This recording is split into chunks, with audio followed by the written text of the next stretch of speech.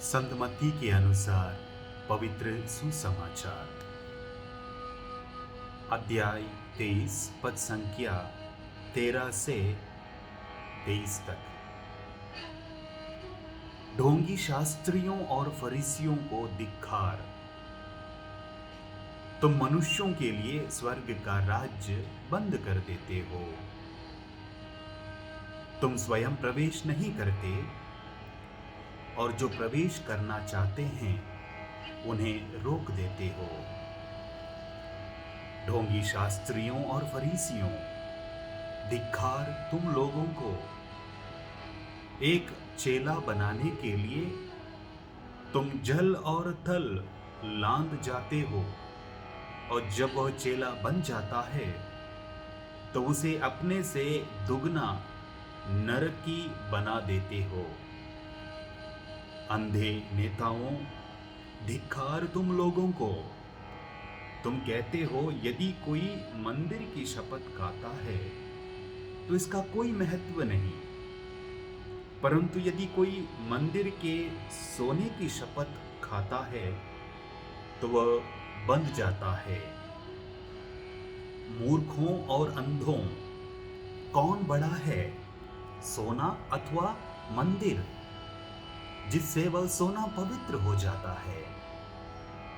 तुम यह भी कहते हो यदि कोई वेदी की शपथ खाता है तो उसका कोई महत्व नहीं, परंतु यदि कोई वेदी पर रखे हुए दान की शपथ खाता है तो वह बंध जाता है।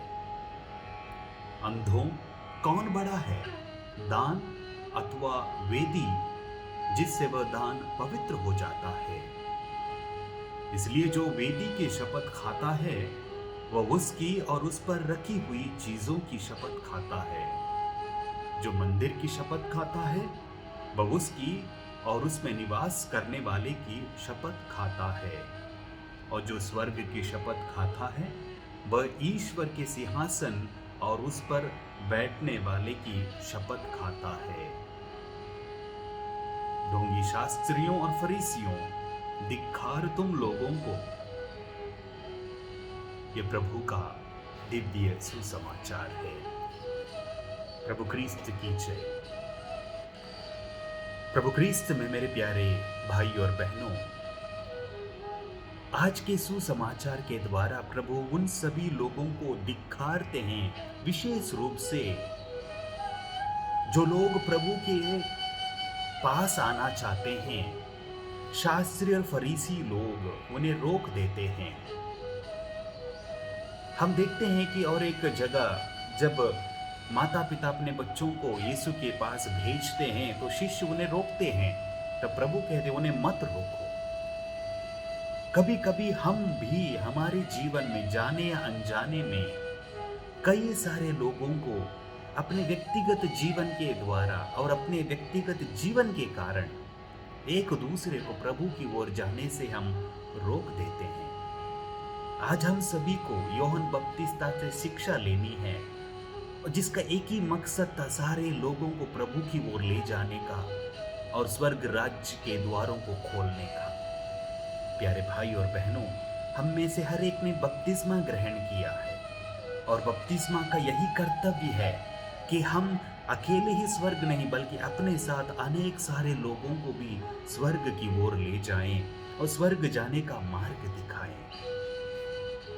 आज के संत रोज ऑफ लीमा, उनके जीवन के द्वारा भी हम यही देखते हैं। हर एक माता पिता अपने बच्चों से नाना प्रकार की चीज़ों की अपेक्षा रखते हैं। वे चाहते हैं कि बच्चे उनके कहने का सुने और उसी के अनुसार अपने जीवन में आगे बढ़े।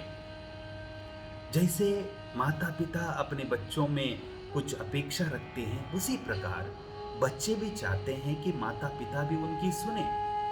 और ऐसी स्थिति में, ऐसे परिवार में पली रोज लीमा बचपन से ही प्रभु की प्रेम की ओर खींची जा रही थी और उसने अपने माता पिता से कहा कि मैं शादी नहीं करूंगी और मैं एक रिलीजियस यानी कि धर्म बहन बनना चाहती हूँ। उन्होंने उनको रोकने की चेष्टा की, और वो शादी नहीं करना चाहती थी। भले ही उसे शादी करने से उन्होंने या शादी ना करने से या शादी करने में कोई ज़बरदस्ती नहीं की, लेकिन वे नहीं चाहते थे कि रोज़लीमा एक धर्म बहन बने।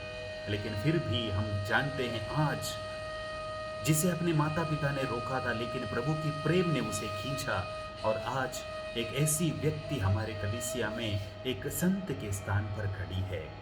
प्यारे भाई और बहनों, यह संत विशेष रूप से पारिवारिक समस्याओं के लिए एक मध्यस्थ है। Patron of all the family problems कहते हैं। यदि परिवार में कोई भी दिक्कत आती है, समस्या आती है, हर एक परिवार में समस्या है। इस दुनिया में ऐसा कोई भी एक ऐसा परिवार नहीं है जिस परिवार में कोई समस्या ही नहीं है। और रोज़लीमा उन सभी परिवारों के लिए एक आसरा है, एक प्रकार की उम्मीद है कि उसके माध्यम से हर परिवार में शांति मिलती है। आज इस संत रोज़ ऑफ लीमा के मध्यस्थता द्वारा हम अपने परिवार को, अपने आस पड़ोस के परिवारों को भी उनके हवाले कर दें और यही प्रार्थना करें कि वो हर एक परिवार को शांति और एकता प्रदान करे और हमारी हर एक की प्रार्थना वो प्रभु के निकट ले जाए। इसी मकसद के लिए आइए आज एक विशेष रूप से आज का जो सोमवार का जो रीडिंग्स है उस पर मनन चिंतन करते हुए हम भी प्रभु के राज्य में, प्रभु के स्वर्ग राज्य में प्रवेश करने के लिए और साथ ही साथ अपने साथ अन्य लोगों को भी हमारे साथ ले जाने की हम कृपा करें। ईश्वर हम सबकी मदद करें। God bless you.